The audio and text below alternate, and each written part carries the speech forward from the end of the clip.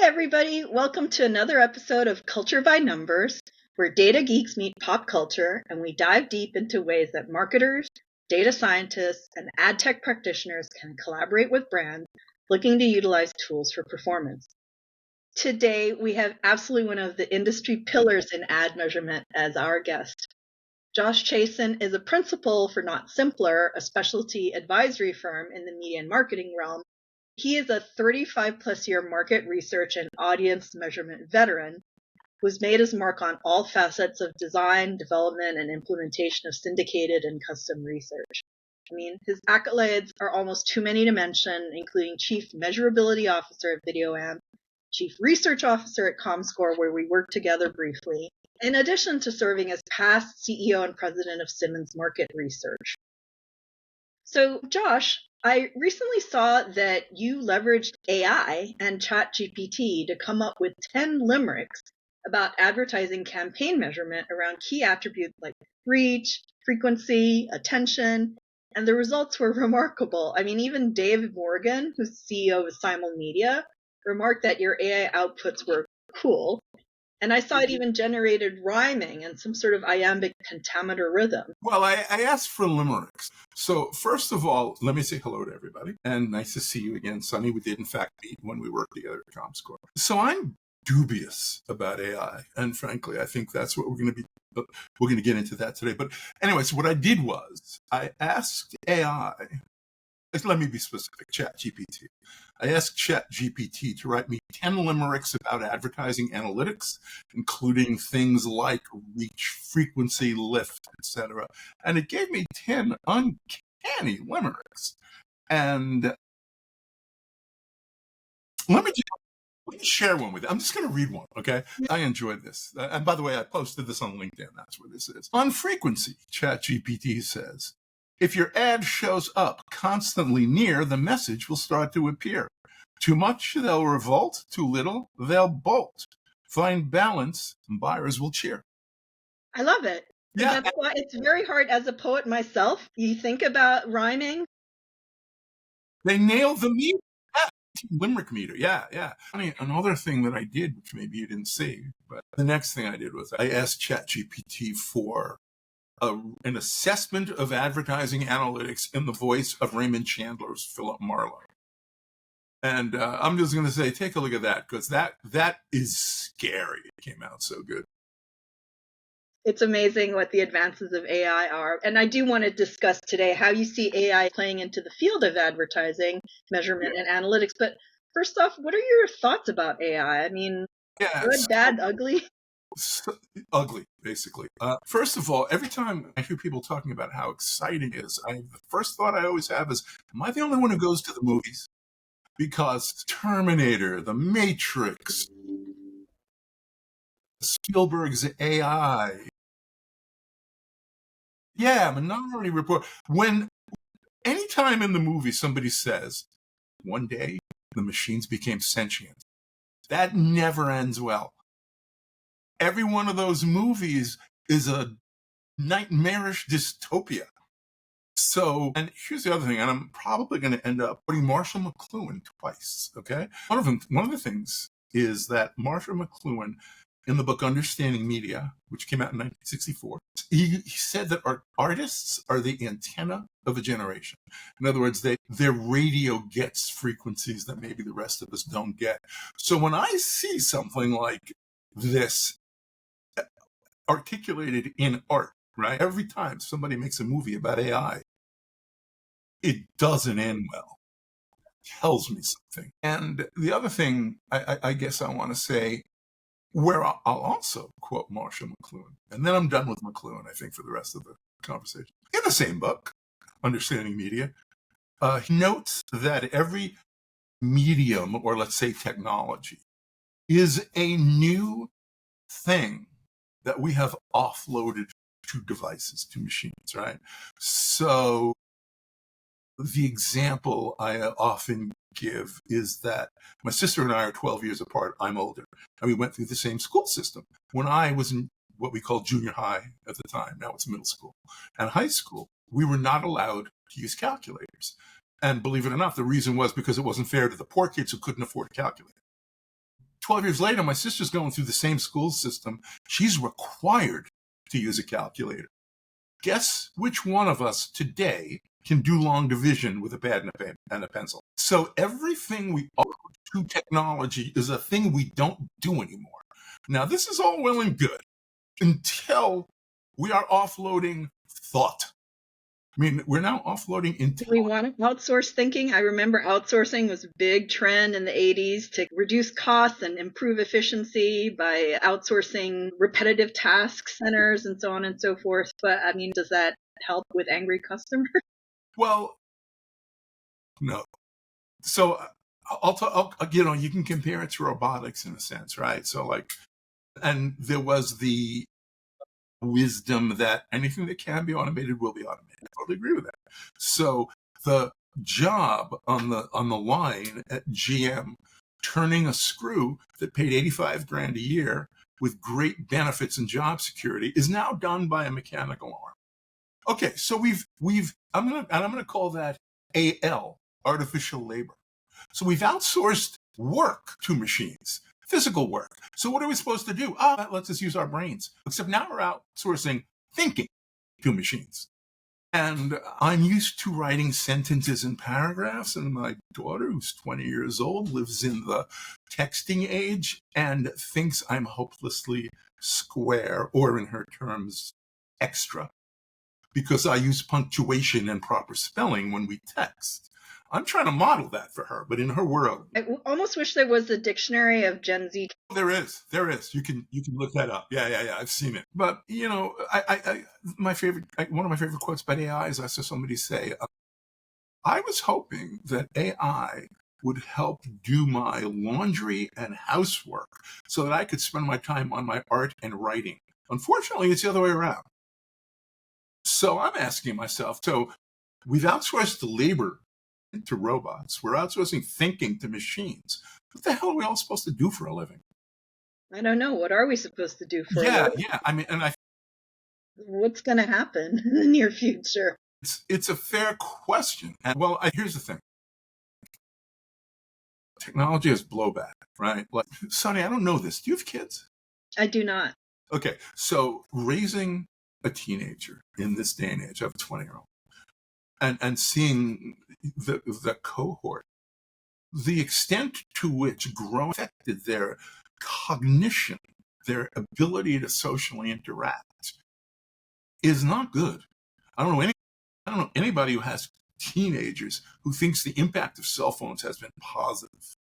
So we introduce technology because we have to, and oftentimes it has blowback. And the whole thing with social media is filter and algorithms are designed to make you want more, which has led to the polarization of society.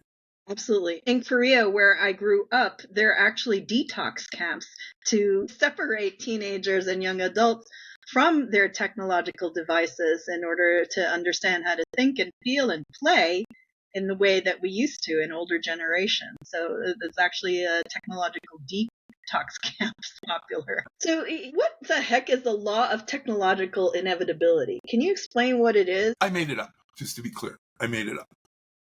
But it's a construct that I think describes innovation. Weird things that I've been exposed to in my life become very foundational in my thinking. So, for example, that Marshall McLuhan book, really foundational. I read it when I was 21. It took me a year because it's dense, but it was very foundational. Not long after, there was an 8-part series on PBS about the making of the bomb with Sam Waterston from Law and Order, of all people, playing Oppenheimer. And there's a scene early on where the American physicists are reading in a physics journal that someone, maybe it was Enrico Fermi, has performed nuclear fission. The implications of this technological innovation become immediately clear to the American physicists. A terrible bomb can now be built. Now, if you think in terms of business, right, there was no marketplace demand for a terrible bomb. Nobody wanted this thing. But the fact that it now could be built made the building of the bomb technologically inevitable. There is no saying, ooh, new technology, let's not go there. Let's shut Pandora's box right up. We don't do that. So, and of course, on our side, we had to build the bomb because we knew the other side was going to build the bomb. So the lesson I took from that was what I come to call the theory of technological inevitability, which is once a thing can be done, it will be done. There is no collective mechanism for evaluating should it be done. Yep. And there's going to be blowback. And so I know I sound like a grumpy old man. I'm a grumpy old man at this point, but I make no bones about it. AI frightens me. Well, so now that we're all terrified, and the project was from way back when, can you talk a little bit about how you see AI fitting into advertising analytics? What's AI going to be for advertising? So one deployment that I've heard about, which I think is really interesting and potentially promising, is that one of the things going on in advertising is micro-targeting. Audiences are so small, media vehicle audiences are so small that you can choose to target very narrowly. So, for example, you and I probably grew up in an age where a brand had a Hispanic campaign. They can have a Hispanic agency is going to make ads in Spanish. But now brands might want to have a different or a slightly different piece of creative, Dominican Americans versus Mexican Americans, etc. And so one of the things that I'm hearing that people are doing with AI, you can make a piece of creative and then AI can create 20, 30 permutations. Personalization. You make one creative execution, let's say it's in Spanish, and then you can make a version targeted for Dominican Americans and targeted for Colombian Americans, etc. And and it's not just obviously not just Hispanic, but there are all kinds of ways that you can tailor the same piece of creative using AI to generate multiple iterations of it. So I think that's interesting and kind of cool. I want to mention Max Kalehoff from Realize, by the way. He's the one who taught me about that.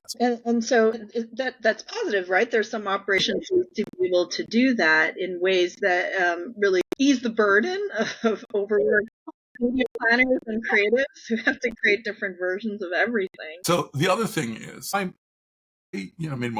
most of my career in the field of audience measurement, which if I'm at a party and someone says, what do you do for a living? For 40 years, I've been saying Nielsen, like that. Like the work at Arbitron, I worked at ComScore, I worked at VideoAmp. There's a lot going on in the advertising analytics space today about alternative currencies. Absolutely.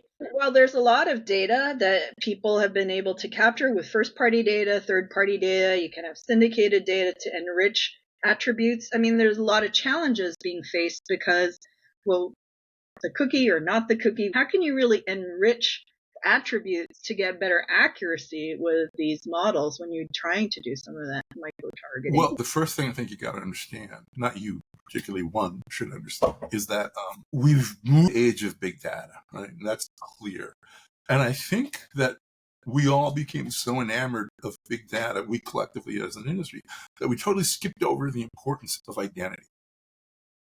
Because really, the big data assets that you have are only as good as the identity spine that you pin them.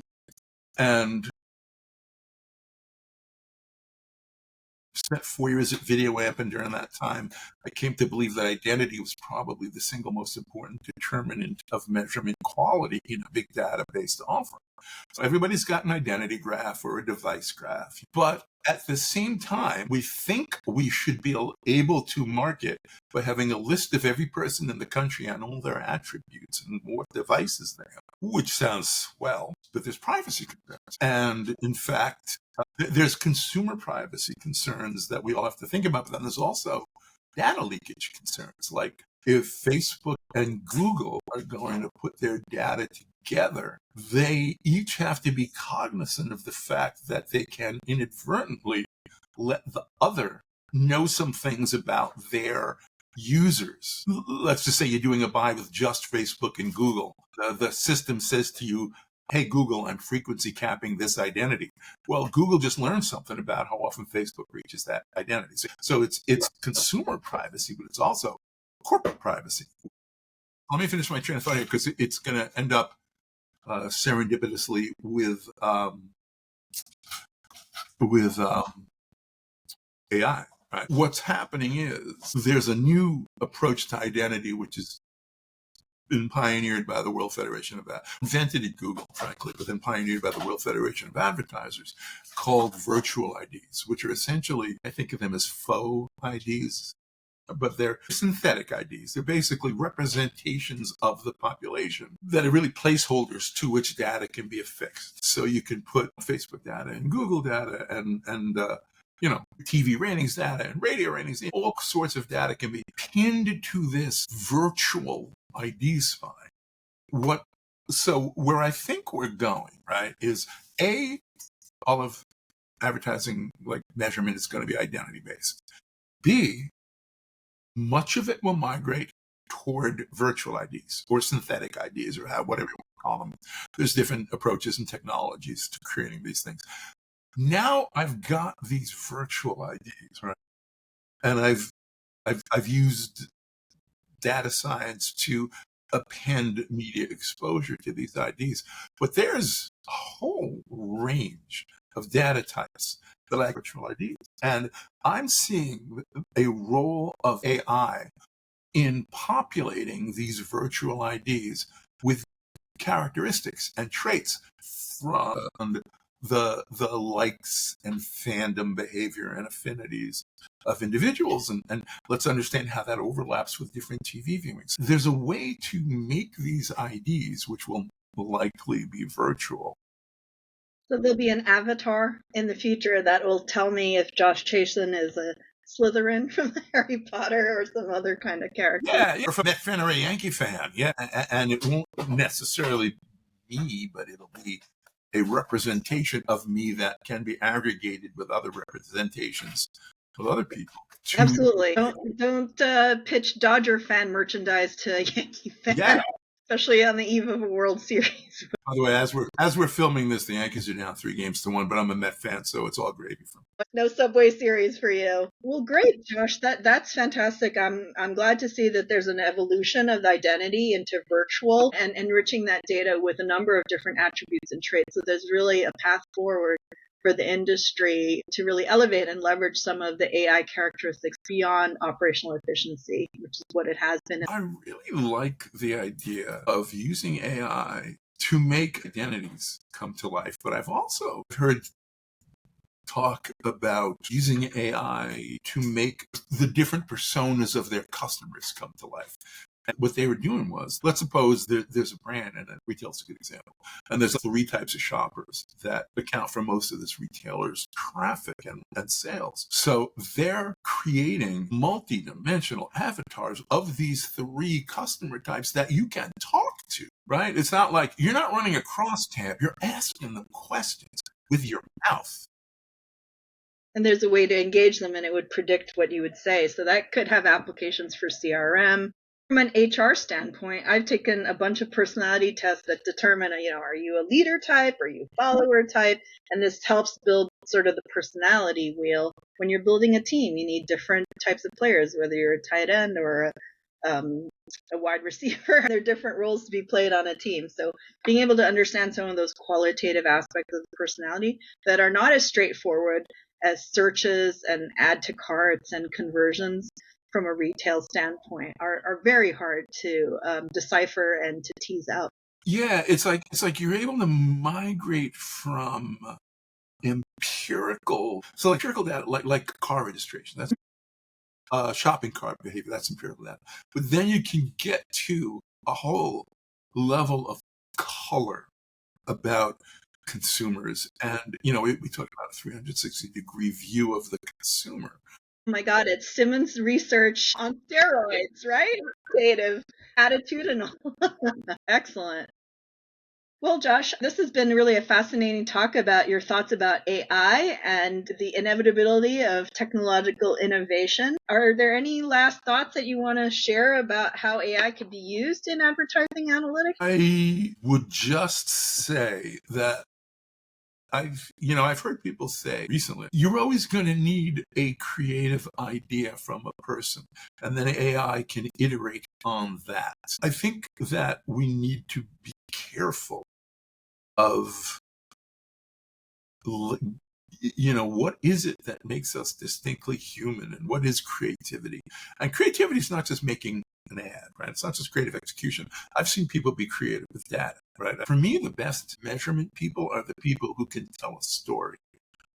Here's a ton of data, but when you tell me the story of the data, when you unlock the data and tell me the story that's there, that's where the value comes in. And I hope that we don't take that out of the hands of people, because we really got to think, as we offload capabilities from people to machines, what's left for the people? Absolutely. And no one could have come up with asking the question, how to create a limerick for the media marketing terms that you did. The human creativity is that cold start of being able to ask the questions that lead to a story, because you won't be able to, machines can't create that. Thank you so much, Josh. Really appreciate your vision and insight into the future of AI for advertising and analytics. I look forward to hearing from you again soon. Sure, that'd be great.